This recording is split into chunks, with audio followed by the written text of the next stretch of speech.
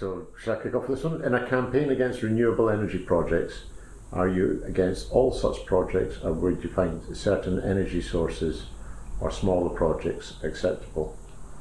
Well, I don't think anybody's in denial that renewable energy, if it can be delivered economically and environmentally smartly, both environmentally and economically, then there's a place for it. Well, you see, they start with this word renewable. What does that mean?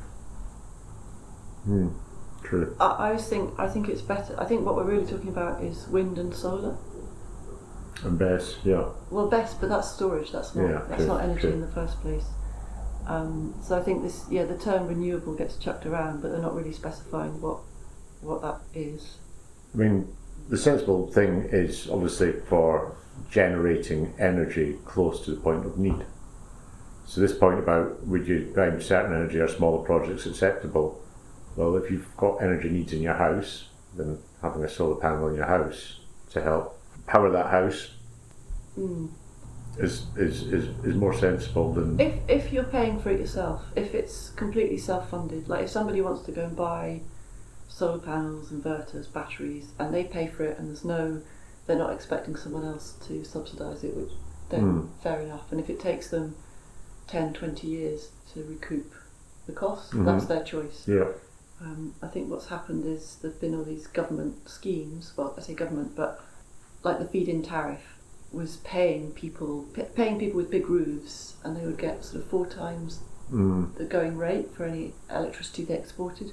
So a friend of mine from uni, her parents had a massive house in the south of England, and they stuck solar on it, and she said it was embarrassing how much money they made, and they were already affluent people, and we were all giving money to these people just to have solar, and it created this impression that solar's a really great idea, and if you have solar on your roof, your bills will be zero. But it's not. It's because of a government scheme. So it's created this artifice. And actually, if you spend £10,000-15,000 on a solar array, and it takes you 20 years to pay it back, like, would you be better putting that money in a unit trust? Like, sometimes that's discussed. But if that's people's choice and we're not expected to subsidise it, then fine. Yeah. But I don't think it should be. Yeah.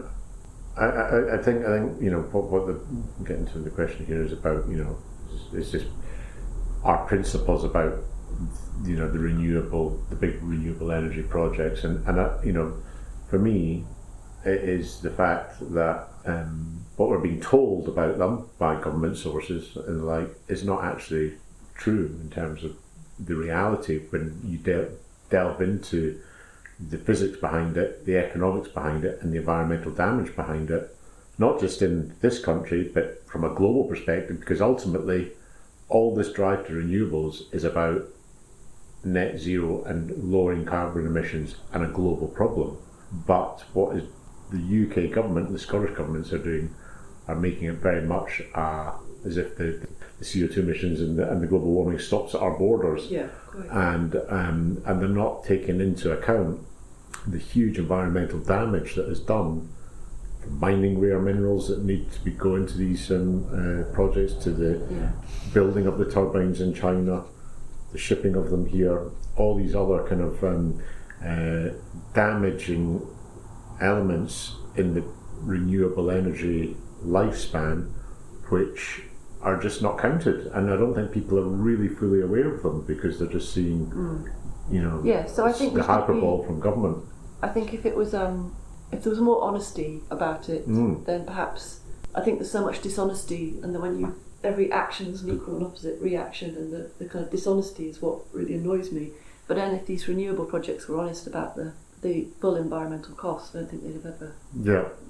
Not just the environmental cost, but the economic cost. I think if it's cheaper than gas, but without actually taking into account all the other costs such as transmission and storage and all the other things that are essential for these things to actually work. Balancing, another big one. If there was, like say, that honesty and transparency around it all, then I think there would be more people that would be sceptical about what is actually being imposed upon us. And this is the other thing, is it's just being imposed on us. Communities are not getting a say in what they Very actually much. want. And laws being changed to make that happen. Should you do another one? Yeah. I think we should do this one, because that's the fundamental of... The harms that fossil fuels cause the environment and human health are well established. How can we best move away from burning fossil fuels?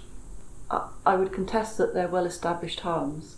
I think it would be more honest to acknowledge the incredible benefits that have come from fossil fuels, the extension in life expectancy, the amount of food we can now produce, the global population. We haven't eradicated poverty, but a massive reduction in global poverty since we discovered fossil fuels. So I think there's this messaging that fossil fuels are just unmitigated evil, and that's a sort of luxury belief. Like, get real. If you just think about the last few weeks and the anxiety about even losing a percentage of the world's fossil fuels and where that could lead us.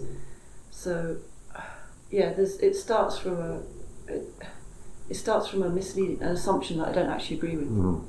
The other thing is, it's implied here, is that we move away from all that and we're going to be better suited by having turbines and solar. But actually, what about the damage that they're doing to our environment? What we could have balanced out. What the alternative evil is, and if there is an essential desire to move away from fossil fuels, and then let's look at the technologies that are best suited to delivering what we actually need. I.e., we need power 24/7. Wind and solar doesn't provide that, even with the crazy amounts of backup battery storage that's in the pipeline. There's no way that can ever meet our demands. So we need that reliable 24/7 energy, and and if it's not going to be fossil fuels, then it has to be nuclear. But I mean, you can get quite a lot from nuclear, but there's still stuff that only really fossil fuels can do, and it's the hypocrisy of it all. Like China burning vast amounts of coal to smelt the steel to make the solar panels that we then ship back and pretend that we're so virtuous. And it's I don't know. I think there's a dishonesty in that question. Yeah. I think we can to move away from burning fossil fuels. I think the other thing as well is that actually, fossil fuels are going to be an integral part of our energy mix for many decades to come.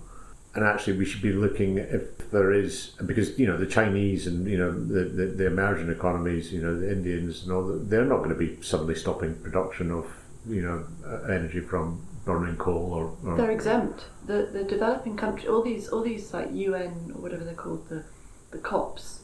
The countries that are classed as developing are exempt from the same kind of emission reductions as the targets. Affluent countries. And I mean, some of them, apparently Saudi Arabia is still classed as a developing country. So they were kind of put in a basket 50 years ago, and they're all very happy to stay in this developing country status because it exempts them from certain criteria in this whole carbon reduction. I mean, I think you could if you had more nuclear, you could probably we could have a lot more electricity on the grid. We could go back to, I remember like everybody used to have an immersion heater. You'd heat the water up overnight and then that was it, and you had your tank of hot water. If we all went back to having that, and the nuclear power stations are chugging away all night, and 30 million houses heat up 100 or 200 litres of water, you could siphon off some of your overnight electricity that way. So you could probably do quite a lot if you had reliable source of cheap electricity. Yeah.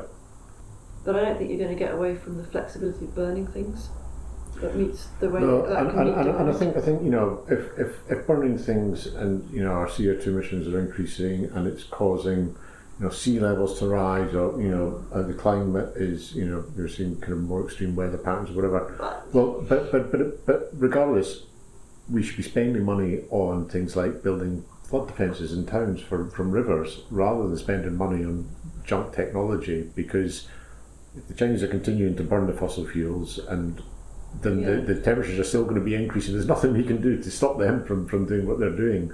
And so rather than actually investing all the money in becoming virtuous, we should be investing money on protecting our properties and our towns and our cities some of and that our happens seawalls some and of that things. happens further upstream, and having more trees and more bends in your rivers and more ponds. Well, wind farms, they're not environmentally friendly, they're not natural, and they're not holding water back. They're great big drainage ditches and concrete displacing the water. Yeah, and I think when all the other aspects that we kind of well know in terms of the environmental impact and how these wind farms and solar farms are being developed with planning permissions that are screening out the impact on human health in their environmental impact assessments. What about all that? That again, I think this is about people just not really understanding what is happening in the planning process and what is happening in terms of people's health being run roughshod over by the omission of key measures in environmental impact assessments that the developers are just are pushing through in their applications, and the energy consent unit, the Scottish Government Quango are just permitting. And the harms to the environment. I mean, sometimes they're really clutching at straws. Somebody was saying that a seawall that must be 200 years old is starting to erode, and he was trying to blame this on climate change. And I was thinking, the sea, it's 200 years old. Like, of course, it's going to need some repairs and patching up. That's not climate change. That's erosion. That's just tidal erosion. That's a totally natural process. So. Can we just move on to another one? Yeah, go on. We understand that the large-scale renewable energy projects will mean that areas of the countryside are being industrialised. Where do you think these projects should be sited, if not in low-density populated areas? Well, I didn't agree with them in the first place. I mean, you look at what France do, where they say, well, exactly, the answer is use something that uses a lot less space to produce more consistent power, i.e. a nuclear SMR reactor or a gas powered plant. All the sites that are already there, that already have a grid connection, that are already industrialised. Yeah. Reuse them. Because it's not just about siting them in low populated areas. You then need to get the power from those areas down to where populations exist, i.e., in UK's case, it's down in England, and that means erecting yet more substations and pylons and infrastructure that not only scars the country, it just costs a hell of a lot of money. And who's paying that? So I definitely don't think they should be in low density populated areas. Definitely I think we should have wild, natural, rugged bits of the country left. And you look at places like was it in France the other day, where they've actually passed a law that no car parks can be built without the roofs being covered in solar. It's like, well, if you're gonna actually have buildings that have got large areas and they're in industrialised or urban environments, then if you're obsessed with putting solar panels on places, then put them. Well, put them there. Except they're now saying there's going to be too much electricity on the grid in the summer. I think Germany already has that because they have loads of solar and they don't know what to do. So midday in July and June, they've got too much electricity and they don't know what to do with it. I don't think they get constraint payments. Just switch off in the same way. I don't think solar does the way wind does. Yeah, the question is they shouldn't be they should be alternative sources of energy. There's some because they're starting to build. Well, there's a few applications for wind farms in like Yorkshire Dales and the Pennines and things, and people are going absolutely mental. But there's still a lot of these campaigns in England. They're still saying, "Oh, we completely believe in renewable energy and we're so on board with it all, just not in my backyard." Yeah. And they're really upset and they're saying, what about the curlews and what about the peat? And it's like, well, where do you think these things are built? They're all displacing nature. They're all bad for biodiversity. That is the deal. Yeah, it's that kind of hypocrisy at the heart of it all, isn't it? That I think this is wonderful for the environment, but it's not. It's horrific what it does to the environment. There is a lot of wind, hydro, tidal and wave power in Scotland, even some solar. If renewable energy was much cheaper in Scotland than in southern England, would you support it then? It would help to attract engineering back to Scotland. Do you want to start? No, and you go. Right. There's a lot of wind, yes. There is some hydro, which has all been exploited, mostly, which has an environmental cost. The tidal power is not economically viable. I think wave power, you have to build a big... no one's ever cracked that wave power thing. Well, no, I think you can build a big barrier on the mouth of the river, but then people go nuts because it's so bad for the tidal estuary. It's so destructive for sea life. So I think the only one of those, there is a lot of wind, but it's not reliable, not storable. Even some solar, well, come on, in Scotland. If renewable energy was much cheaper in Scotland, unreliable energy just isn't cheap, is it? It's a false premise. And to say it would help to attract engineering back to Scotland, well, I mean, the jobs thing is just, it's mental, the lies that come out about the jobs, you know.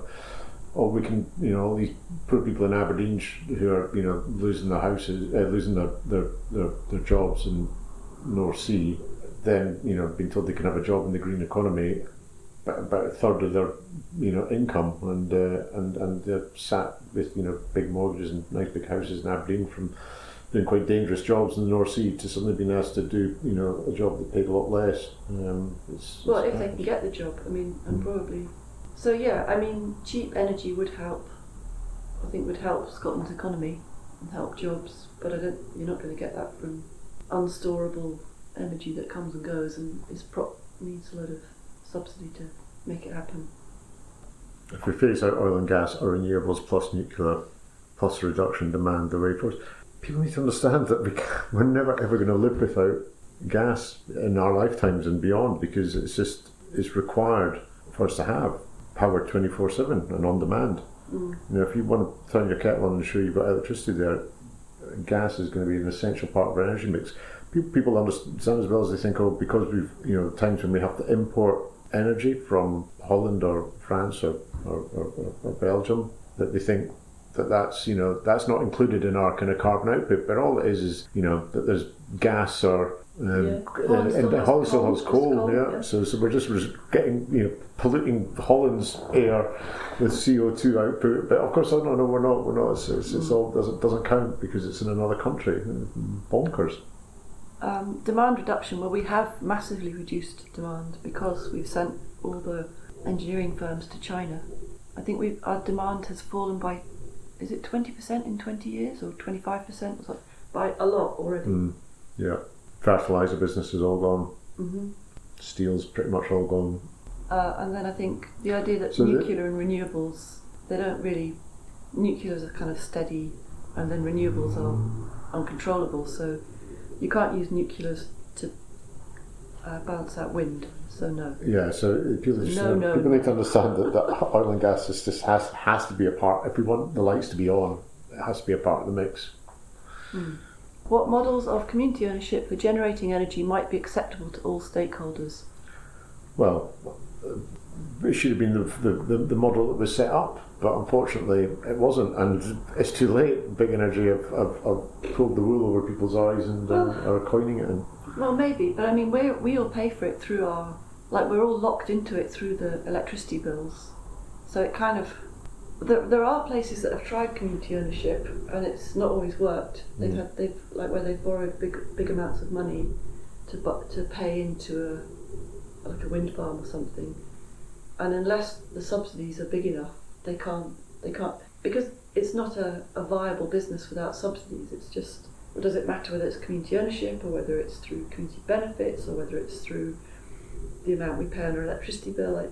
It's all just crazy accounting. You know, I think the risk is huge, like say for community ownership, because if they take on, you know, a big project and then a government comes in, changes the laws and the rules and regulations, they could be left with a massive white elephant, and you know, having to pay for clear up, and you know. Well, I suspect that's why they're trying to push community ownership, so that it becomes politically impossible to pull the plug on it. I mean, I think with these very remote communities, like islands that have a turbine, and it's like, oh, we make £1 million a year. Well, if remote communities need subsidy, why not just give them Just do away with the turbine pantomime and just give them the money to keep these fragile communities going. Mm-hmm. The demand for electricity is rising exponentially, especially with the pressure to move all cars and transport to electric and the needs of AI data centres. How should this demand be met? Well, I wouldn't say it was rising exponentially because people are still reticent to move to all electric cars, and one, because they're so bloody expensive to buy in the first place compared to a petrol, and people have the whole range anxiety and all that kind of thing. And this one on the needs of AI data centres. The big tech firms who came and did a big announcement last year about investing in the UK have already told Ed Miliband that he needs to build gas-fired power plants to power these things. They don't want the intermittent junk energy. So the AI data centres and the people that are building them, and you look out in the States what they're building out there, they're building their own gas-fired power plants, their own nuclear SMRs, because they know that the renewables just are not sufficient for what they need. So building more gas-fired power plants, building more nuclear plants is how that demand can be met. And also this is fundamentally untrue because we know the demand for electricity has fallen in the last 20 years. Yeah. And the pressure to move cars, people aren't choosing electric vehicles. They're being, it's all these mandates, isn't it? It's like a government idea. It's not demand led. It's being forced. The government have already done one climb down in terms of all new cars in the UK should be electric by 2030. They've already moved that deadline to 2035. I thought that was the EU had moved that. Or was it the EU? I think the EU has, and Britain's not caught up. But I mean, if electricity was dirt cheap, then people probably would. I mean, electric vehicle, they're very nice to drive. People would probably, they're literally putting the cart before the horse on that. The just transition is a government policy to move from fossil fuels to renewable generation to the advantage of everyone. The more disadvantaged members of society are often the losers in efforts to adopt renewable and environmentally friendly measures. How could we go about achieving a just and fairer transition for everyone as the use of fossil fuels like oil and gas decreases? Well, I think the big injustice is in jobs and the economy. In terms of people? Well, just fewer jobs, and a type of job doesn't really exist anymore because we've sent them all to China, and I think that's unjust and unfair. Mm-hmm. I think as well as all the who are the winners out of the move to renewables?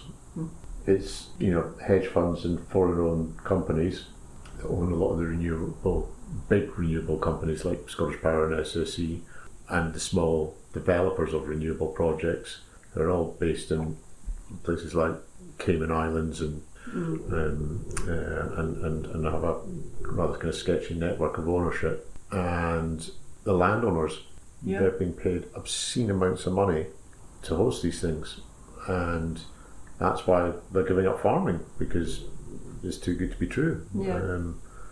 I think that there'll be the farmers that are doing the deals with it, and the landowners that are doing the deals with the renewable energy companies probably won't be around to see what the mess they make in 30 years' time when it comes to decommissioning and clear up or repowering. But they're the ones that are really winning, and who's losing? The bill payer. The bill payer. I think schemes like the low emission zone, where they came down really hard on older cars, and it was basically a tax on the working poor, and lots of self-employed people who'd kept their wee old van or whatever going through endless MOTs, and they all got clobbered and had to either be fined £30 a day for going into cities or buy a newer car. A just and fair transition. Well, I think the first thing would be to be honest about what's going on, to be honest about the offshoring and the supply chain stuff. I think as well it's about letting local communities have a say in this. The fact that planning decisions are taken away from Scottish Borders Council and placed in a government quango in Edinburgh or Glasgow. That just totally undermines what the Scottish Government say they want to do and say they're doing in terms of listening to communities and giving community a say in this just and fair transition, when in fact nothing could be further from the truth. They've been stripped of any rights and any say in what is actually happening to their communities. And I think this thing about, if it's a just and fair transition for everyone as a use of fossils, then it has to be a global approach. If this whole thing is about, reducing our emissions and ensuring that we bring the temperature down, then there's no point in us doing it alone in the UK. There's no point in EU doing it alone. We've got to do it. It has to be a fully global approach, and that's not going to happen with China, Donald Trump in the White House. It's just not. So why are we putting ourselves into more hardship, more poverty by chasing this net zero targets, refusing to drill in the North Sea and open up fields in the North Sea? It's just that is what is making things feel very unfair to people, because if we're doing our bit, nobody else in the world is kind of going to the same extremes we are in the drive for net zero, and for what end? It's not going to make any change to global temperatures and CO2 emissions of any significance. We're just harming our society by going down this road. It's only a global approach that will tackle it if people want to tackle it that way. And if anything, other countries look at the likes of Britain and think, well, we'll not do what they're doing. yeah, blunder. I mean, everybody around the world has said exactly that. The only people that aren't is Ed Miliband and Keir Starmer, who are ignoring the advice of eminently sensible people in terms of what to do with the North Sea. Is there anything positive to say about any of these wind and solar projects? Not in the current guise. I think there's been a fundamental change in the whole approach to the deployment. Which is about putting them where energy is needed, removing the subsidies, and if you got rid of constraint payments, yeah. I mean that would solve a lot of our problems. Yeah. If there were no constraint payments, but I mean, there's no way the vested interests would allow that to happen. Yeah. I mean, the Scottish Power do very well out of that. These companies setting up, building a wind farm, plugging into a Scottish Power substation, but there isn't actually the capacity to carry the energy, so they don't care because they get the constraint payments. Yeah. Scottish Power gets the, I think they're allowed to make 10% on their asset base, so more substations, more pylons means 10% of more everything. I think they get some kind of commission from the companies to hook up. Yeah, if you got rid of the constraint payments, that would solve a lot of the nonsense, I think. Or the Scottish Government could just stop consenting all this. They could just say, no, we've more than done our bit, we've way over capacity for Scotland. It's time, if England wants it, they can build it themselves. Absolutely, yeah. Because the thing as well is that they have this dream that, one, we want independence, but if we've got all the energy, then England will buy it off us. Nobody's going to want to buy the most expensive energy in the world, and they think they can export it all to Europe. The Europeans don't want to buy our expensive energy. And our nearest neighbours have also got, like Denmark, have also piled into wind. So if the wind's blowing in the North Sea, then it's, Denmark also has a surplus of energy. Yeah, and their EU neighbours are bound to buy it off another EU member state, and often. I think there's an idea that it would be a straight swap for oil and gas, which obviously is countries that find oil and gas. That is a bonanza because they're amazing, and coal as well. Amazing, dense, reliable energy. But it's not a straight swap with wind. Or I think the other thing that I think something about the whole arguments on renewables and everything is the indoctrination that's happened. And one of the campaigners had said that a decade ago they were saying the facts are coming, but now the facts are here. Who was saying that? The campaigners were saying, when they were campaigning, they say the facts are coming, this is all a scam, the facts are coming. And now they're saying the facts are here, and they can see it all. And you look at eminent people like David Turner and Catherine Porter and Gordon Hughes. They're not people who are funded by big energy companies. They're experts in their fields, well regarded engineers and economists, and they are analysing the government figures and analysing what is being said, and the two are poles apart. And the indoctrination that has happened on, the benefits of renewables and everything like that has been going on in schools and throughout our education process and everything like that, has meant that this is where we're at, where people, believe a lot of this stuff and see it as the holy grail, and actually need to stop, get behind all the hyperbole that comes from government and government think tanks and all the rest, and actually just look at some of the stats and the data from people who are not poisoned by the dollar from energy companies and think tanks, and see just what a scam the thing is. I mean, and people think, oh, interesting. I mean, let's look at what's happened with water down in England, what's been allowed to happen there. Let's look at what happened with the whole Fujitsu scandal in the post office. I mean, you think that this is impossible, that it's not a scam? So you have to look at where the evidence, where patterns of behaviour are arising in these huge infrastructure projects. But it's some people try and cast it as a culture war. If you're anti-renewables, then you're this kind of person. If you're pro-renewables, you're that kind of person, which doesn't actually get into the nitty-gritty of what's really involved. But it's a way of, I suppose, it's another form of propaganda. It's trying to stop people to really dig into it and ask the questions. I mean, it is, when you saw a poll that was being run by Community Council near to here, and they're getting children to fill out questionnaires because the children they're going into the schools and indoctrinating and then getting primary school kids to vote on their feelings as to whether a renewable project should go ahead, and that being used is it's worrying, and that's how desperate they are. Well, that just it shows how weak the evidence is if you're having to kind of emotionally manipulate children. Because the adults, and I think the poll came out, it was 70% were against it, renewables coming to their doorstep. So I think people are waking up to it in the rural environment and are dead against it. People in cities don't really care because it's not really affecting them, because they don't really understand that it is affecting them from their energy bills, but they just think but they can't see the issue in terms of the turbines. But if it carries on like this, in 5-10 years' time, they'll try and go for a walk at Baggerman Row and say, what happened?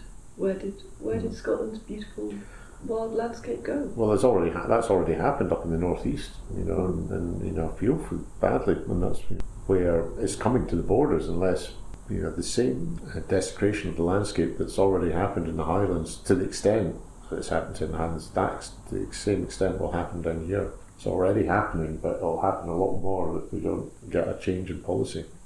Are you hopeful? No, not with the Scottish Government elections. I'm not quite depressed by it. I just can't see the SNP changing their tune. I think we just have to keep on at them and say, it's in your power. You can do this. Is this your legacy? Is this what you want to leave? But I think that's it. They do want to leave it. They don't understand what they're doing to the rural environment. There will be a change of, the Greens, but there will be a change. There'll be a churn of people.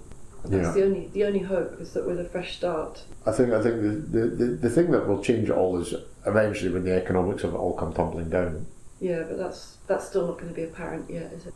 The thing is the data is there. You can see, the economics of it are. Yeah, and they're saying that Britain.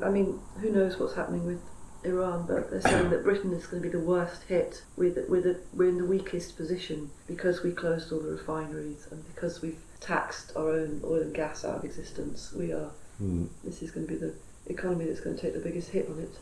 But the government will just spin that and say, "Oh, this is proof that we need more solar panels." Yeah, the worry is, exactly that what's happening around everyone just accelerates this, obsession with building more and more and more that we don't actually need, for one, and two, that just makes it even more likely by switching off Peterhead and letting Torness kind of go to decommissioned after 2030 without building other guaranteed fixed energy production facilities, that the risk of Scotland heading into blackouts, as Catherine Porter was saying when we met her, is huge.